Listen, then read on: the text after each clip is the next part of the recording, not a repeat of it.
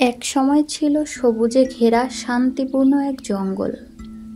সেখানে পাখির গান, পাতার দোল আর প্রাণীদের হাসি সব মিলিয়ে ছিল এক স্বপ্নভূমি। কিন্তু সেই স্বপ্নভূমিতে নেমে আসে ত্রাস, যখন মহাবল হাতি সেখানে আসে। সে বিশাল, শক্তিশালী ও প্রচণ্ড অহংকারী। তার চলার পথে কেউ দাঁড়াতে পারে না। সে বলে, এই জঙ্গল এখন আমার, যা খুশি তাই করব আমি। জঙ্গলের মাটির নিচে ছিল পিঁপড়েদের এক গহীন রাজ্য। নাম তার পিপীলিকা নগরী। সেখানে থাকে লক্ষ লক্ষ পিঁপড়ে, ছোট ছোট ঘর বানিয়ে। ওদের রানী রাজমতি ও সেনাপতি বীরু। হাতির পায়ের তলায় পিঁপড়ের ঘরবাড়ি ধ্বংস হয়। বাচ্চা পিঁপড়েরা কাঁদে। পিঁপড়ে নগরীতে শোকের ছায়া।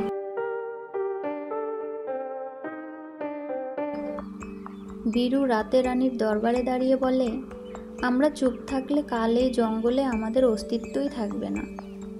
রানী মাথা নাড়ে। যাও বীরু, যুদ্ধ নয়, বুদ্ধি দিয়ে জয় করো। বীরু গোপনে কয়েকজন বিশেষ পিঁপড়ে যোদ্ধা নির্বাচন করে। তারা জঙ্গলের অন্য প্রাণীদের কাছ থেকে ট্রেনিং নেয়। চিতার কাছ থেকে শিখে গতি, বানরের কাছ থেকে শিখে লাফ, মাকড়সার কাছ থেকে শিখে জাল তৈরি, আর সাপের কাছ থেকে শিখে নিঃশব্দে চলা। তারা তৈরি হয় অপারেশন মহাবল জাগরণের জন্য। বীরু সাহস করে মহাবলের সামনে যায়। তুমি শুধু বড় শরীরের জন্য ভয় দেখাও? সাহস থাকলে লড়াই করো।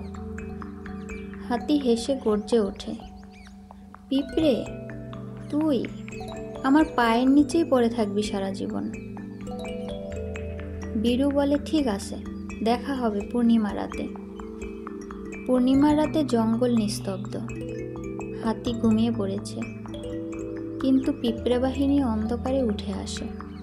একদল ঢুকে পড়ে তার সুরে, আর একদল কান দিয়ে।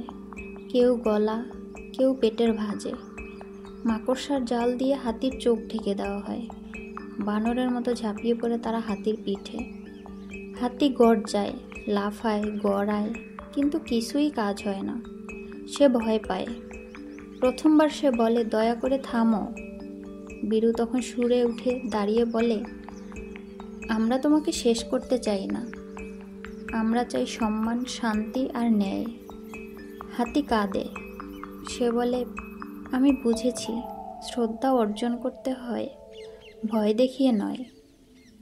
সেই থেকে মহাবল হাতি হয়ে যায় সকলের বন্ধু।